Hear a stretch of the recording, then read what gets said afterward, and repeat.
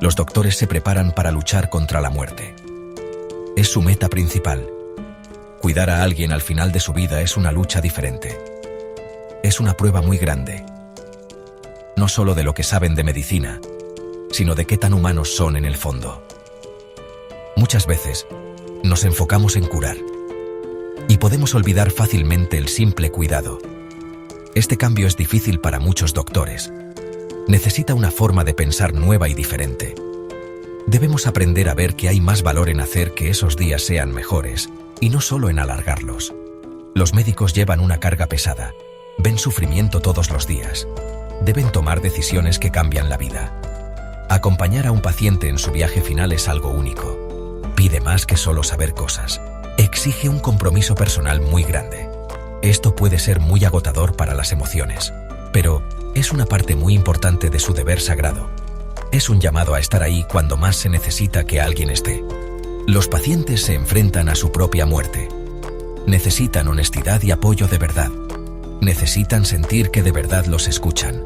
Necesitan entender bien cuáles son sus opciones. Las palabras médicas pueden confundir mucho. Un lenguaje complicado puede crear distancia. Las palabras claras y amables son tan importantes.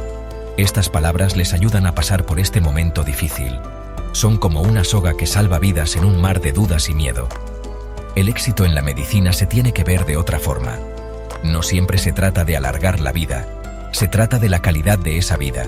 Se trata de estar cómodo y encontrar paz. Se trata de respetar lo que la persona quiere. Verlo de esta nueva forma no siempre es fácil, pero es muy importante para cuidar bien a alguien. Permite tratar a la gente de una forma más humana. Nos ayuda a honrar el final de una vida con cariño y respeto. Las escuelas de medicina se enfocan mucho en curar enfermedades.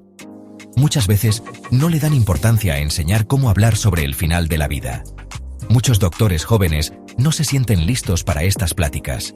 Les cuesta tener estas conversaciones difíciles. A veces, puede que las eviten por completo. Esto es un gran descuido en la educación médica. Necesitamos hacerlo mucho mejor por nuestros futuros doctores. Ellos merecen sentirse capaces en todas las partes del cuidado. Los doctores necesitan una preparación especial para sus emociones.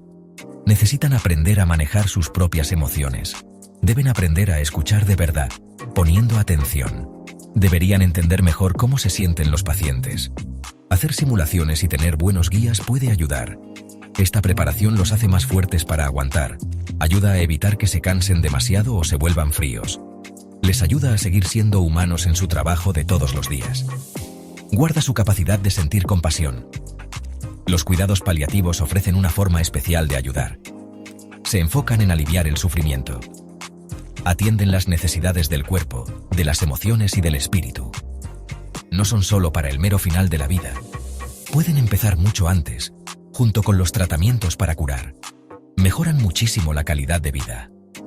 Dan un apoyo muy importante tanto a los pacientes como a sus familias. Son como una capa de alivio y bienestar. Los cuidados paliativos dan una opción más humana. Le dan mucha importancia a lo que el paciente desea. Impulsan con fuerza la comunicación abierta y honesta. Ofrecen un equipo de gente dedicada a ayudar. Este equipo muchas veces tiene doctores, enfermeras y trabajadores sociales. Todos trabajan juntos por el paciente. Esto asegura que el cuidado sea de verdad completo. Se enfoca en vivir bien, el mayor tiempo posible, con dignidad. Hola a todos, soy John Elpro. Bienvenidos a este espacio donde nos adentramos en las complejidades del alma humana. Hoy vamos a tocar un tema universal, uno que, tarde o temprano, nos roza a todos: el duelo. Sé que puede sonar denso, incluso un poco intimidante, pero créanme, entenderlo es el primer paso para sanar, para acompañar, para ser verdaderamente humanos con quienes sufren. No se trata solo de lágrimas y tristeza. El duelo es un espectro mucho más amplio, lleno de matices que a menudo ignoramos o malinterpretamos en nuestra sociedad, que a veces parece tenerle miedo al dolor. Hoy vamos a explorar los diferentes tipos de duelo que las personas pueden experimentar. Es importante entender estos procesos para poder ofrecer el apoyo adecuado a quienes lo necesitan. No es un camino lineal, ni hay un manual exacto, porque cada pérdida, cada persona, es un universo en sí misma. Pero al conocer estas distintas manifestaciones, podemos empezar a quitarle el estigma, a verlo no como una debilidad, sino como una respuesta profundamente humana ante la ausencia, ante el cambio radical que una pérdida impone en nuestras vidas. Mi intención hoy es que, juntos, podamos mirar de frente estas realidades, que podamos equiparnos con conocimiento y, sobre todo, con empatía. Porque cuando entendemos las batallas internas que alguien está librando, podemos ser un faro en su oscuridad, una mano amiga en un camino que a menudo se siente solitario. Así que respiren profundo, abran su mente y su corazón, porque vamos a hablar de algo real, algo que nos define y nos conecta. Imaginen esto, saben que algo terrible va a pasar, una pérdida es inminente. No es una sorpresa, es una cuenta regresiva. Esto es el duelo anticipado. Lo vemos, por ejemplo, cuando alguien muy querido recibe un diagnóstico terminal. Es como si el corazón empezara a llorar en voz baja mucho antes del adiós final.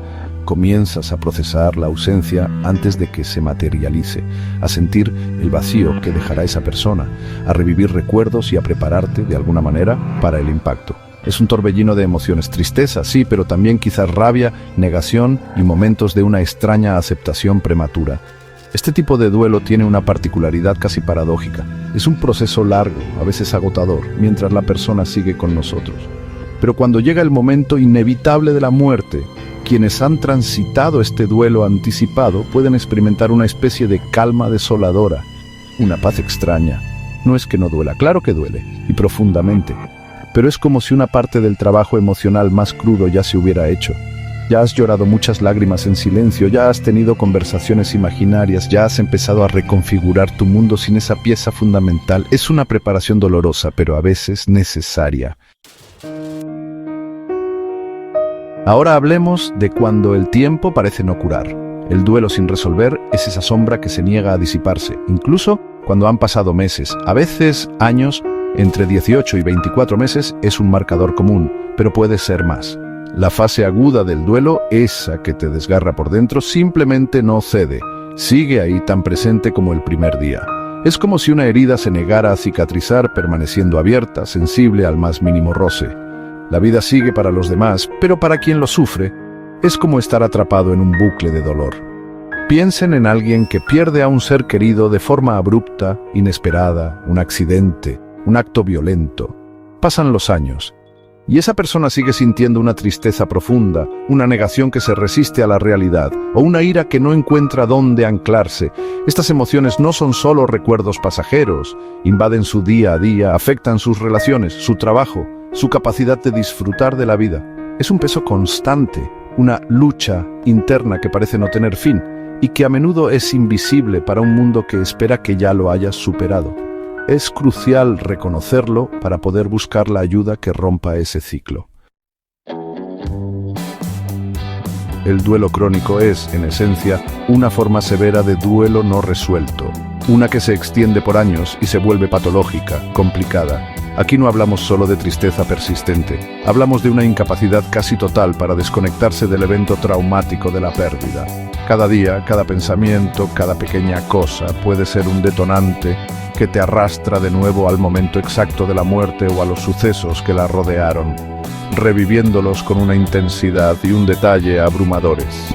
Es como si la película de ese momento se repitiera sin cesar en la mente. Consideremos la pérdida de un hijo. Es sin duda una de las experiencias más devastadoras que un ser humano puede enfrentar. No solo se pierde a la persona que tu hijo era, sino que se desvanecen todos los futuros posibles, las esperanzas, los sueños tejidos alrededor de su existencia. El dolor aquí puede ser tan inmenso, tan profundo, que el proceso de duelo se vuelve una montaña casi imposible de escalar. El trauma puede ser tan severo que la vida se detiene. Este duelo patológico necesita imperiosamente una intervención especializada, un acompañamiento profesional que ayude a resignificar esa pérdida y a encontrar poco a poco un camino para seguir viviendo. El duelo ausente es ese mecanismo de defensa extremo en el que la persona, sencillamente, niega que la pérdida haya ocurrido. Es la etapa de negación, pero llevada a un punto donde se convierte en un muro. Ha pasado el tiempo, a veces mucho tiempo, pero el individuo sigue evitando la realidad a toda costa, como si no quisiera o no pudiera hacerle frente a la situación. Han quedado, de alguna manera, congelados en ese instante previo al reconocimiento del dolor, porque enfrentarlo parece insoportable, una amenaza demasiado grande para su estabilidad emocional. Evitar el duelo no siempre es algo obvio. No es que la persona diga esto, no pasó. Se manifiesta de formas más sutiles, pero igualmente poderosas. Pueden volcarse de manera obsesiva en cuidar a los demás, como si el dolor ajeno pudiera distraerlos del propio. Otros pueden buscar refugio en el alcohol, las drogas, cualquier sustancia que prometa mitigar ese sufrimiento latente. O pueden sumergirse en el trabajo de forma compulsiva, llenando cada minuto del día para no dejar espacio al pensamiento, para no escuchar el eco de la ausencia.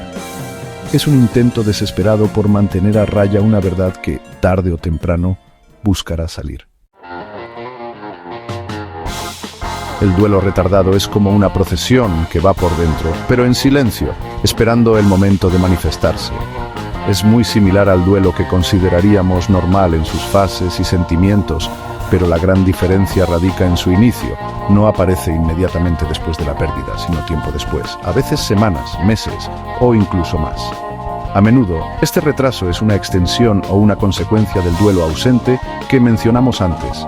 Por eso también se le conoce como duelo congelado, como si las emociones hubieran quedado en suspenso, esperando una señal para descongelarse y fluir. Este tipo de duelo suele aparecer en personas que tienen un control férreo sobre sus emociones, aquellas que se muestran aparentemente fuertes, inquebrantables ante la adversidad. Piensen en alguien que, tras una pérdida, tiene responsabilidades ineludibles, hijos pequeños que cuidar, asuntos urgentes que resolver, una familia que sostener. Esta persona puede sentir que no tiene permiso para derrumbarse, que debe mantenerse entera por los demás. Entonces guarda su dolor, lo pospone, hasta que, quizás cuando la crisis inmediata ha pasado o surge un nuevo detonante, ese duelo emerge con toda su fuerza, a veces sorprendiendo a la propia persona y a su entorno. En el duelo inhibido, el problema central es la dificultad, o la incapacidad, para expresar los sentimientos asociados a la pérdida. La persona evita activamente el dolor, lo reprime, lo esconde incluso de sí misma. Es como si hubiera una barrera interna que impide que las emociones fluyan hacia el exterior, que se verbalicen, que se lloren. Esta inhibición puede ser tan profunda que, a menudo, el dolor no expresado busca otras vías de escape, manifestándose a través del cuerpo en forma de quejas somáticas. Dolores de cabeza persistentes, problemas digestivos, fatiga crónica, una tensión muscular constante. Las limitaciones en la personalidad del individuo, quizás una educación muy estricta donde no se permitía la expresión emocional, o un miedo profundo a la vulnerabilidad, pueden impedirle llorar o mostrar abiertamente su duelo. Un ejemplo claro sería alguien que pierde a su pareja, una figura central en su vida, y en lugar de permitirse sentir la tristeza, la rabia, la soledad, se sumerge en una actividad frenética, se mantiene ocupado constantemente, como si el movimiento perpetuo pudiera alejar el fantasma del dolor. Pero el dolor no desaparece solo porque no se le nombre. Simplemente se enquista y busca otras formas, a menudo más dañinas, de hacerse notar. El duelo desautorizado es particularmente cruel porque no solo luchas contra tu propio dolor, sino también contra la incomprensión o el rechazo de tu entorno. Ocurre cuando las personas que te rodean, tu familia, tus amigos, la sociedad en general, no aceptan, no validan o incluso minimizan tu duelo. Imaginen que ha pasado un tiempo considerable desde la pérdida y tu familia te reprocha que sigas así, que ya deberías haberlo superado. Esta presión te obliga a reprimir tus sentimientos públicamente y a poner una máscara de normalidad mientras por dentro la herida sigue abierta y sangrando. Muchas veces este tipo de duelo se da cuando la persona que murió o se marchó llevaba consigo algún tipo de estigma social o era alguien no aprobado por el círculo cercano del doliente. Por ejemplo, si la persona fallecida era la pareja homosexual de alguien y su familia que no aceptaba esa relación, ahora tampoco legitima el duelo por esa pérdida. Expresar el duelo en estas circunstancias puede convertirse en un acto de rebeldía, un acto simbólico que desafía ciertas normas sociales o prejuicios. Es un dolor doble, el de la pérdida y el de la invalidación, el de no tener un espacio seguro donde llorar a quien amabas.